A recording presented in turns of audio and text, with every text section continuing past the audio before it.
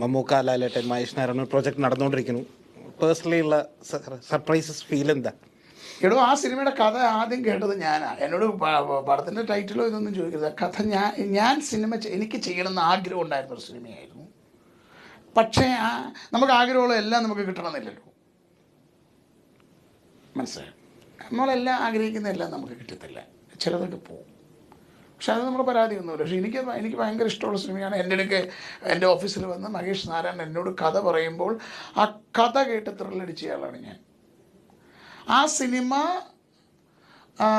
ഞാൻ കേട്ടതുപോലെ അഫ്രപാളികളിൽ പകർത്താൻ മഹേഷ് നാരായണന് സാധിച്ചാൽ മലയാള സിനിമയുടെ ചരിത്രത്തിൽ എന്നും എഴുതപ്പെട്ട് വെക്കേണ്ട രണ്ടുപേരാണ് ലാലേട്ടനും മമ്മൂക്കയും. ഒരു സംശയവും വേണ്ട. ലാലേട്ടനും മമ്മൂക്കയും ഇല്ലാത്ത മലയാള സിനിമ അർദ്ധശൂന്യമെന്ന് ഞാൻ പറയും.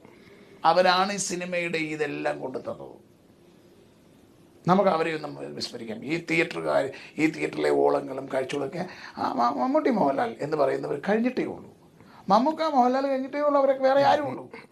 അങ്ങനെ ആ മമ്മൂക്ക, മോഹൻലാൽ ആരാധകർക്ക് ഈ വർഷം ഡബിൾ ഹംഗാമയാണ്. തകർക്കും. എന്താണെന്ന് ചോദിച്ചാൽ രണ്ടു പേർക്കും വരികയാണ് പടം.